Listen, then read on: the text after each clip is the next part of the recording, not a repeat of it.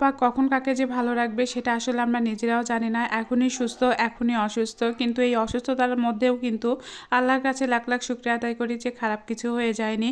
কিন্তু আজকে কী পরিমাণের অসুস্থ হয়েছি আর কয়টার সময় আসা লেগেছে হসপিটালে, সেটাই কিন্তু আজকে বিস্তারিত আলোচনা করবো। আসসালামু আলাইকুম বন্ধুরা, সবাই কেমন আছেন? আশা করি ভালোই আছেন।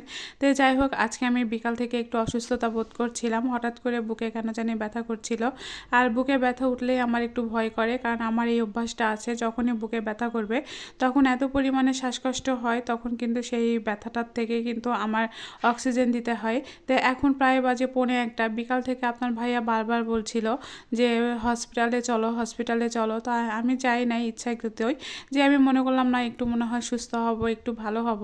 কিন্তু যত রাত হচ্ছে ততই মনে হচ্ছে যে একটু বেশি আমার হচ্ছে ব্যথাটা আটে আসতেছে। কিন্তু এরকম ব্যথাতে তাও একটু হয়তো বা ভালো আছি, যখন বেশি হয়ে যায় আমি আসলে একদম অচল হয়ে যায় ওই সময়টা। তো যাই হোক, এখন কিন্তু হচ্ছে আমি প্রায় বাজে 1:45 মতো। তো এই 1:45 মতো বাজার কারণে কিন্তু আমি হচ্ছে চলে আসছিলাম রাস্তাতে। আর রাস্তাতে দেখেন কোনো ধরনের গাড়ি ঘোড়া নাই। আমি হেঁটে কিন্তু একদম গোস্তাহাটির মোড় পর্যন্ত গিয়েছি।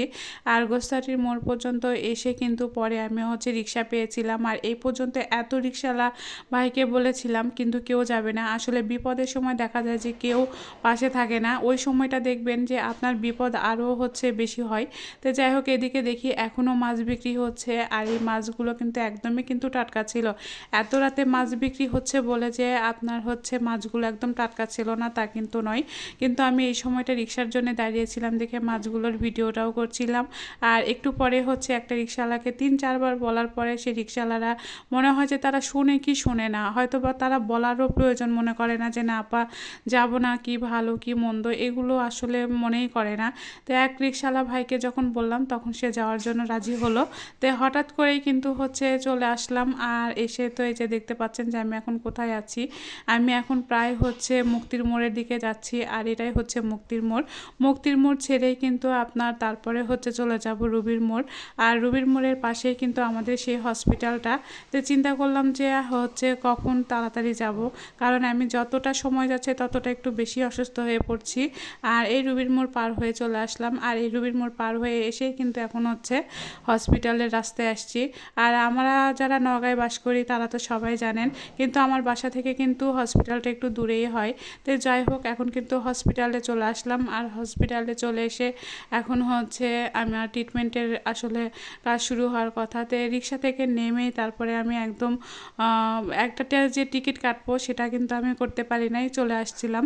আর আপনার ভাইয়া পরে টিকিট নিয়ে আসলে আসছিল, আমি যে আসলে একটু বসার জন্যে তাড়াহুড়া করে চলে যাচ্ছিলাম। পরে দেখেন তেমন একটা কিন্তু রুগীরা নেই, আর সবাই আছে উপরে। আর আমি কিন্তু যাচ্ছিলাম ইমার্জেন্সিতে। প্রায় বাজে এখন একটা পার হয়ে গিয়েছে। একটার সময় এসে দেখি ইমার্জেন্সিতে ডাক্তারও বসে আছে। আর হচ্ছে হসপিটাল মানে রুগীর অভাব নাই, অনেক রুগী ছিল, তার মধ্যে কিন্তু আমি একজন ছিলাম। তারপরে আবার আপনার ভাইয়া টিকিট নিয়ে আসলো। টিকিট কিনে নিয়ে আসার পরে তারপরে কিন্তু আমি হচ্ছে ভিতরে ঢুকেছিলাম। আর এসেই বললাম যে আমার খুব শ্বাসকষ্ট হচ্ছে, আমার অক্সিজেনের দরকার। আপনারা অনেকেই মনে করেন যে আমার হচ্ছে ইনহেলার দিলে হলে মানে হয়, আসলে আমার গ্যাসের কোনো সমস্যা নেই। গ্যাস আমার দিলে হয় না, অক্সিজেন আমাকে দিতেই হবে। আর অক্সিজেন যদি এই মুহূর্তে আমার না পাওয়া যায় তাহলে কিন্তু আমার অনেক বড় একটা সমস্যা হয়।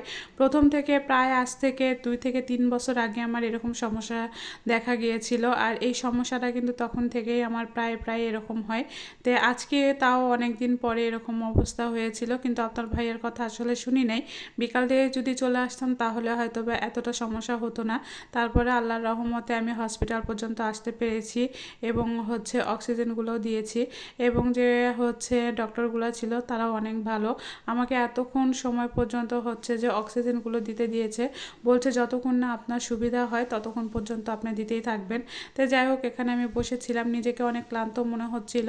আর সবাই জানি যে আমরা পানি না পেলে কিন্তু, পানির অপর নাম আসলে জীবন, পানি না মানে পানি না থাকলে আমরা বাঁচবো না। কিন্তু যাদের শ্বাসকষ্ট আছে তারা বুঝবেন যে হচ্ছে 1 সেকেন্ড যদি আপনার নিঃশ্বাস আটকে যায় তাহলে বুঝতে পারবেন যে তার কতখানি কষ্ট হয়।